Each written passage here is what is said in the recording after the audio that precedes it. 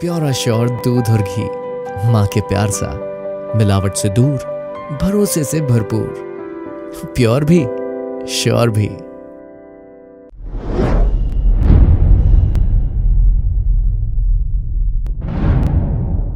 नमस्कार, स्वागत है आपका स्वतंत्र समय न्यूज में। मैं हूं अरशद खान और आप देख रहे हैं हमारा खास कार्यक्रम आज का मुद्दा।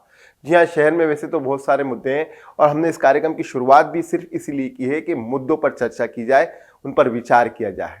इस वक्त का सबसे बड़ा मुद्दा हमें ये नजर आता है कि मल्टी स्टोरीज में लगातार आग लग रही है। इसका जिम्मेदार कौन है?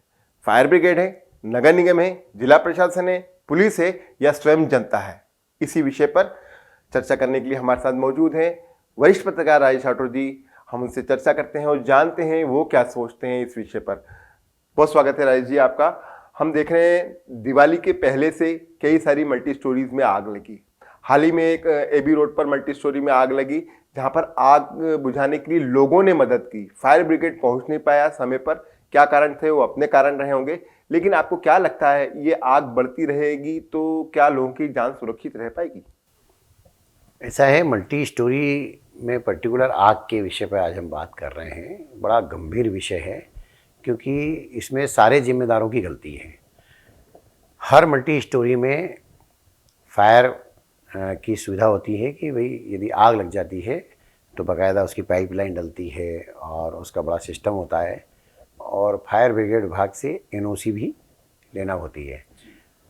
इंदौर शहर की आधे से ज़्यादा बिल्डिंगों में तो एनओसी फायर ब्रिगेड ने नहीं दी क्योंकि वहाँ पर फायर सेफ्टी का सिस्टम नहीं लगा हुआ है। सिस्टम लगाने की जवाबदारी जो होती है हर मल्टी स्टोरी में वो बिल्डर की होती है। तो पहली गलती तो बिल्डर की है कि वो सिस्टम लगाएं। बिल्डर दुकान, शोरूम और फ्लैट बेचने के बाद वहाँ से बाहर हो जाता है और फिर वहाँ का जो रहवासी संघ होता है उसकी जवाबदारी होती है कि वो फायर का जो सिस्टम है उस सिस्टम को चल रहा ही नहीं चल रहा, साल में 1-2 बार चला कर देखें। हालांकि फायर ब्रिगेड भी ऐसी नोटंकी करता है, कई बार माल में चला जाता है महीने 2 महीने में खाना पूर्ति करने के लिए, ताकि वो अपने बड़े मॉक ड्रिल जो करते हैं वो बड़े अधिकारी को दिखावा करने के लिए। लेकिन जब वास्तव में आग लगती है तब वो मॉक ड्रिल की तैयारियाँ सब धरी रह जाती है। इंदौर के शगुन बिल्डिंग में जो एबी रोड पर कल आग लगी उसमें हमने देखा कि फायर ब्रिगेड आधे घंटे बाद पहुँचा और उसके बाद जो संसाधन थे वो भी पर्याप्त नहीं थे। तो ऐसा मेरा मानना है कि पहली गलती तो इनकी है कि फायर ब्रिगेड ने जो है ये क्यों किया। मतलब फायर ब्रिगेड ने एनओसी दी कि नहीं दी उस बिल्डिंग में, इस बात की जांच होना चाहिए। इस बात की भी जांच होना चाहिए कि फायर ब्रिगेड जो है वो अपना उसको लगातार चेक करता ही नहीं करता है। साल 2 साल में इंदौर शहर की सारी मंडियों में अभी तक जांच नहीं हुई। कई बार अभियान चलाया फायर ब्रिगेड ने कि जो है हम एनओसी देंगे, हम वहाँ संसाधन उपलब्ध कराएंगे।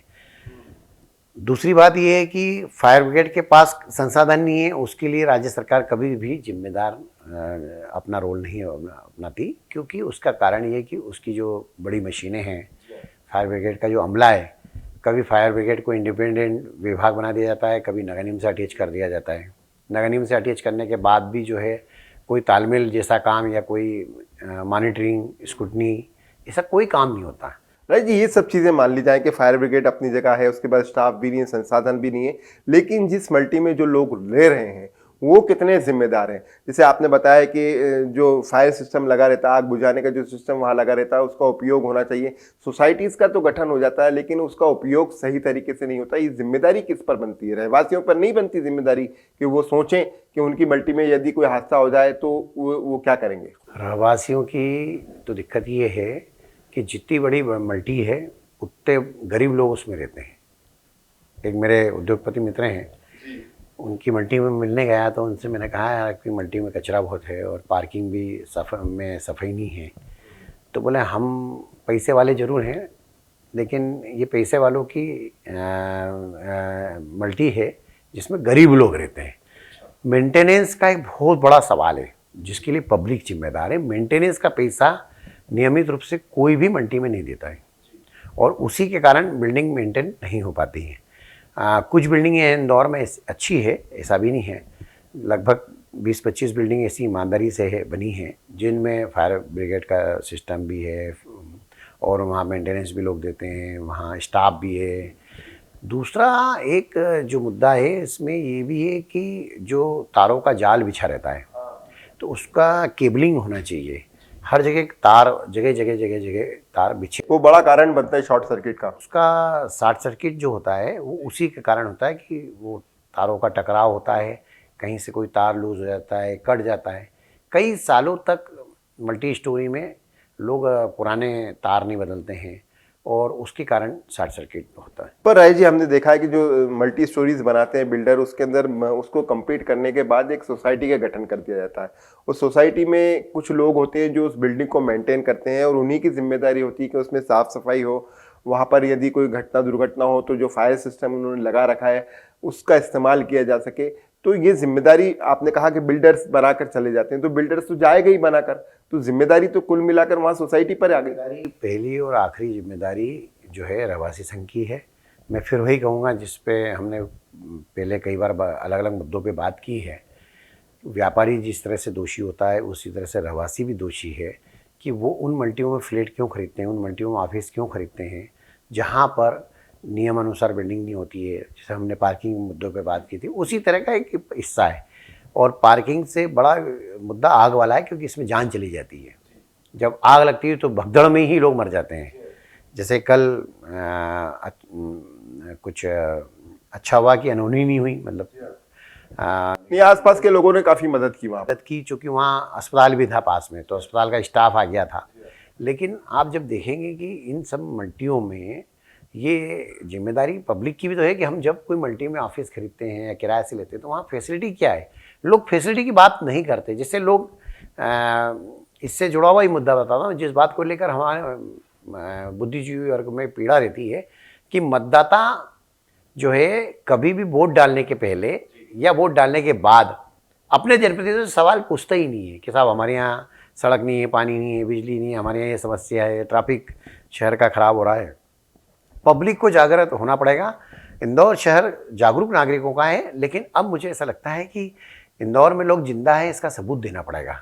नर्मदा का आंदोलन यदि इंदौर में चलाया जा सकता है तो क्यों नहीं अब पब्लिक इसके लिए आगे आती है, क्योंकि पब्लिक को अब वो पहले जैसा मादा नहीं रहा, वो लोग नहीं बचे, वो पीढ़ी के लोग कम बचे हैं जिनमें जज्बा था, जिनमें शहर को लेके एक पीड़ा होती थी। प्रोफेशनलिज्म की तरफ चला गया, प्रोफेशनल हो गया पूरा शहर। लोग अपने प्रोफेशनल स्वार्थ की बातें करते हैं और स्वार्थ में अच्छा बुरा कुछ भी नहीं देखते हैं। राय जी, मल्टी स्टोरीज लगातार बढ़ती चली जा रही है। अब वैसे इंदौर शहर को कहा जाता है कि मेट्रो सिटी होने वाला है, लेकिन मुझे तो ऐसा लगता है कि ये बड़ा गांव है, यहाँ पर हाई राइज बिल्डिंग भी बनना चालू हो गई हैं।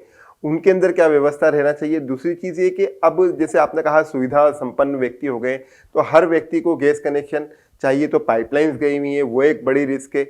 वो पाइपलाइन कहाँ से आ रही है, कहाँ तक पहुँच रही है, उसकी सेफ्टी क्या है, क्या उससे कोई घटना दुर्घटना तो नहीं होती, तो इसकी भी जिम्मेदारी किस पर बनती है आखिर। बहुत ही गंभीर सवाल आपने पूछा कि हाई राइज बिल्डिंग बन रही है और शहर में 15, 20, 25 मंजिल तक की बिल्डिंग बनने लग गई है। मुझे याद है अच्छी तरह से कि इंदौर के संभागायुक्त बसंत प्रताप सिंह थे, उनके समय बिल्डरों से पैसे इकट्ठा किया गया था और ये कहा गया था कि हम 15 करोड़ की एक सबसे ऊंची मल्टियों में जो आग लग जाती है उसके लिए गाड़ी खरीदेंगे। और वो गाड़ी खरीदने की बात हुई, लेकिन उस बीच उनका ट्रांसफ़र हो गया और वो पैसा भी कहाँ गया कहाँ नहीं गया, वापस बिल्डर को दिया या नहीं दिया, क्या हुआ, अकाउंट में जमा हुआ था या नगद इकट्ठा हुआ था, पता नहीं क्या हुआ। और उसके बाद से आज तक इंदौर में मैंने कहीं नहीं सुना और ना कुछ किया। फायर ब्रिगेड के अफसर ज़रूर नेताओं की तरह भाषण दे देते हैं कि हम बहुत अच्छा करेंगे, मार्क ड्रिल करेंगे, ये करेंगे, लेकिन इंदौर में जिस तेज़ गति से मल्टियाँ बन रही है वो अच्छी बात है, लेकिन उनकी सुविधाओं के लिए ख़ासतौर से फायर सेफ्टी की जो हम बात करते हैं तो फायर सेफ्टी के लिए फायर ब्रिगेड को मजबूत बनाना पड़ेगा। और मेरा इसमें साफ कहना है कि लोगों को भी अपने यहाँ इंटरनल बिजली फिटिंग बदलते रहना चाहिए, उसको देखते रहना चाहिए, उसको चेक करते रहना चाहिए। बिजली मेंटेनेंस का मल्टी स्टोरी में रहवासी संघ को ठेका देना चाहिए कि भाई हर महीने आके जांच कर ले, कुछ मामूली रुपए में जांच हो जाती है। बिजली के विषय से बात करना चाहिए। उसके साथ में एक और महत्वपूर्ण बात है कि जो फायर सेफ्टी के सिस्टम उपकरण जो छोटे छोटे लगे रहते हैं, हर मल्टी स्टोरी में हम देखते हैं जो अच्छी बनी है उसमें उसका भी उपयोग करके देखते रहना चाहिए कि ये इसमें कहीं जंग तो नहीं लग गया है। कई बार क्या होता है कि वो पाइप जो होता है उसको चालू करने के लिए उसका जो वो नट खोलते हैं, हाँ वही जाम रहता है, होता ही नहीं, वही जाम रहता है। तो आग लगने के बाद उसको जब खोलते हैं तो वो इतना जाम हो जाता है कि 15-20 मिनट तो उसको खोलने में लग जाते हैं। दूसरी वो एक और बड़ी बात है कि फायर ब्रिगेड के इंदौर शहर में कम से कम 7-8 स्टेशन होना चाहिए, क्योंकि एक इलाके से गाड़ी दूसरे इलाके में जाने में बहुत समय लगता है। अभी फायर सब स्टेशन कम बने हैं, इनको बढ़ाना चाहिए। और सबसे बड़ी बात इसमें एक और है कि फायर सेफ्टी को लेकर भी फायर ब्रिगेड के विभाग के अफसरों को रवासी संघ को, व्यापारी संघ को बुला के जागरूकता अभियान भी चलाना पड़ेगा, लगातार उनको बताना पड़ेगा। सोशल मीडिया के माध्यम से भी बताया जा सकता है। तो कुल मिला के बात ये है कि जनता मेरी नज़र में इसमें सबसे ज़्यादा जिम्मेदार है। आपको ऐसा नहीं लगता ये मल्टी स्टोरीज बारूद का ढेर हो गई है? आदमी लाखों करोड़ों रुपए के फ्लैट ले रहा है लेकिन उसकी सुरक्षा के नाम पर वहां पर कुछ भी नहीं, क्योंकि वो खुद अवेयर नहीं, जैसा आपने कहा।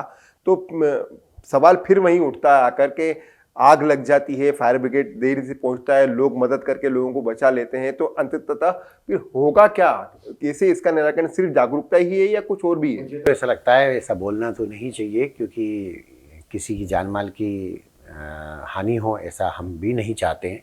हम लोगों को जागरूक करना चाहते हैं इस तरह के कार्यक्रमों पर चर्चा करके। पर मैं आपको एक बहुत बड़ा उदाहरण बताता हूँ। सराफा, छोटा सराफा और बड़ा सराफा में इतनी सारी मल्टी स्टोरी बन गई है और अवैध मल्टी स्टोरी है। सराफा में एक भी मल्टी वैध नहीं है, सब अवैध मल्टियाँ हैं।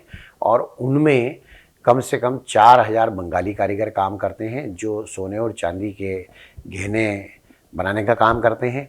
तीसरी, चौथी, 5वीं मंजिल पर सैकड़ों की संख्या में गैस टंकी का उपयोग होता है और वो गैस से गहनों को बनाने का काम करते हैं।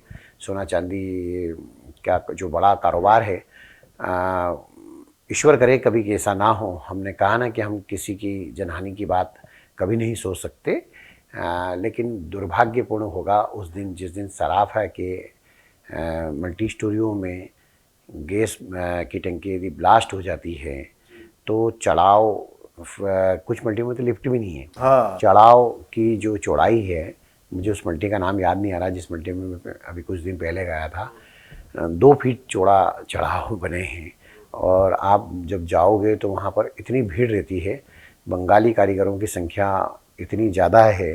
और कई बार इस बात को सराफा व्यापारी कहते हैं कि हम तो बारूद के ढेर पे ही वाकई बैठे हैं, अभी तक तो कुछ हुआ नहीं, लेकिन किसी दिन कुछ हो जाएगा तो सराफा की जो पतली गलियां हैं उनमें ही भगने में लोग भगदड़ में अपनी जान खो सकते हैं। हम चाहते हैं कि जिला प्रशासन, जनप्रतिनिधि, फायर ब्रिगेड विभाग सराफा जैसी जगह को तत्काल टेक ओवर करे कि वहाँ पर जाके देखें कि वहाँ किस तरह गैस की टंकी। राज जी, आपने बहुत बड़ी बात कही है सराफा को लेकर। तमाम तरह के मार्केट्स बनाए गए हैं, सियागंज नया बना दिया गया, लोहा मंडी नई बना दी गई, लकड़ी मंडी नई बना दी गई, रेती मंडी नई बना दी गई। तो भी सराफा के लिए नया मार्केट क्यों नहीं डेवलप किया जाता है? जैसे आप बता रहे हैं, निश्चित रूप से लाखों लोगों की जान वहाँ पर खतरे में बनी रहती है। नहीं, सराफे के साथ साथ हम एक और मार्केट का जिक्र करना रह गया था कि क्लॉथ मार्केट की स्थिति कि उसमें फायर ब्रिगेड नहीं जा सकती है। आग लगेगी और तब तक वहाँ से स्कूटर और ठेले हटाएंगे तो तब तक तो वो पूरी दुकान जल के खाक हो जाती है। तो इन सब न्यू कपड़ा मार्केट बन चुका है लेकिन सारे व्यापारी वहाँ शिफ्ट नहीं हुए। सराफा मार्केट का जो मामला है उसमें जो समझदार व्यापारी थे, मैं उनको समझदार कहूँगा, उन्होंने बड़े इलाकों में पार्किंग की सुविधा के साथ और अन्य सुविधाओं के साथ बड़े शोरूम खोल लिए हैं। इसलिए इन मार्केटों का बिजनेस भी अब कम होते जा रहा है, क्योंकि आज आप सराफा या कपड़ा मार्केट में ख़रीदारी करने जाते हैं तो पैदल चलना भी मुश्किल हो जाता है।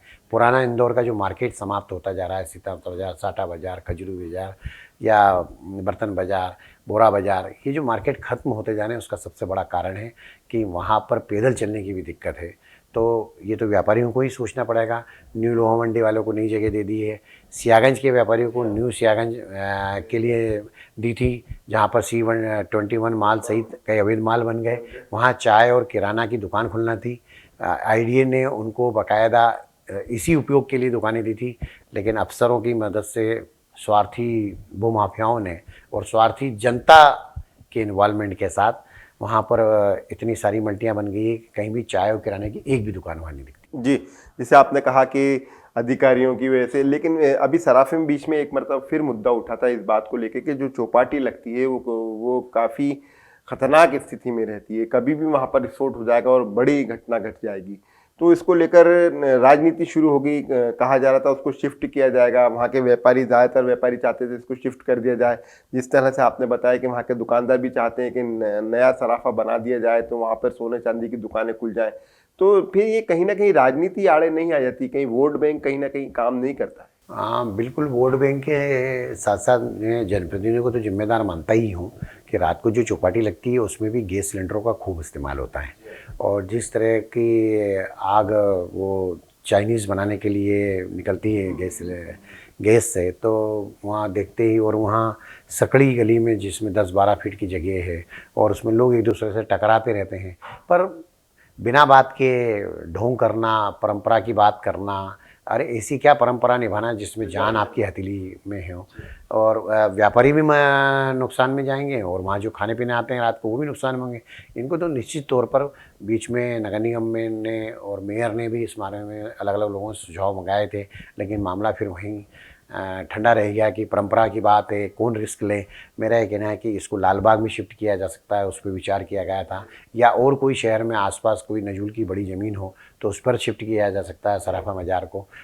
लेकिन मुझे ऐसा लगता है कि हम लोग आदी हो चुके हैं। जब तक कोई हादसा नहीं होता है, जब तक कोई घटना दुर्घटना नहीं होती है, जब तक कोई जनहानि नहीं होती है, तब तक हम लोग नहीं सुधरते, फिर वो जनप्रतिनिधि हो, अफसर हो या पब्लिक हो। जी, बहुत धन्यवाद। हमसे बात कर रहे थे राजेश राठौर जी, जिन्होंने बताया कि आग कितनी ख़तरनाक हो गई इंदौर शहर को लेकर। ख़ासतौर पर उन्होंने मल्टी स्टोरी को लेकर कहा कि यहाँ पर जो सोसाइटीज़ हैं, यदि उनको समय रहते मेंटेन करते रहें तो शायद जब आग लगती है तो उस पर तुरंत काबू पाया जा सकता है। वहीं शहर के तमाम बाज़ारों को लेकर भी उन्होंने तल्ख़ टिप्पणी की और कहा कि जनप्रतिनिधियों को, व्यापारियों को और ख़ास तौर पर आम जनता को सोचना होगा कि वे कितने सुरक्षित हैं। हमारे ख़ास कार्यक्रम आज के मुद्दे में फ़िलहाल इतना ही। ताज़ा तरीन खबरों के लिए देखते रहिए स्वतंत्र समय न्यूज़। धन्यवाद।